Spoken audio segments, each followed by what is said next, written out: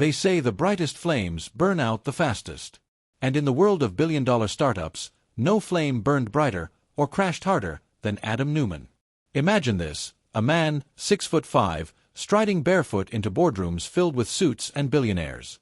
His voice booms like a preacher's, his arms stretched wide as if he's not pitching investors, but saving souls. People didn't just believe in him. They worshipped him. For nearly a decade, he convinced Wall Street, Silicon Valley, and even world leaders that he was building something greater than a company. Not just offices. Not just real estate. But a new way of life. At its peak, his empire was worth $47 billion.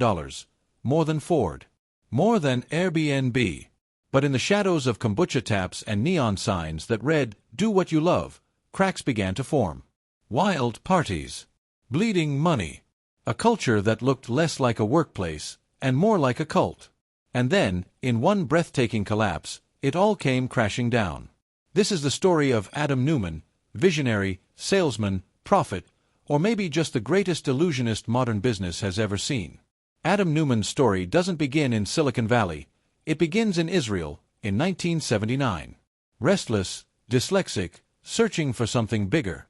After serving in the Israeli Navy, he landed in New York City with big dreams and little else. His first idea? Baby clothes with padded knees. It failed. But failure only sharpened his gift, not for building products, but for selling dreams. In 2008, he met architect Miguel McKelvey. Together, they envisioned more than offices. They dreamed of communities.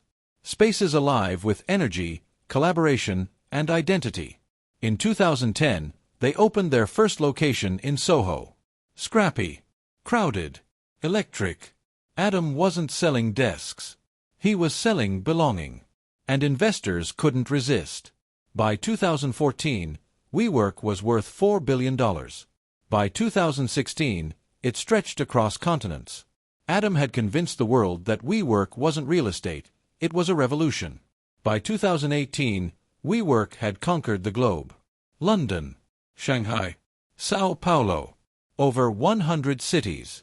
Its valuation, $47 billion. The fuel, billions from SoftBank's Masayoshi Son, who invested after just 12 minutes with Adam. But behind the champagne and confetti, the numbers told a different story. The faster WeWork grew, the more money it lost. Inside, the culture blurred into chaos. Employees pulled all-nighters and partied harder. Loyalty to Adam was absolute.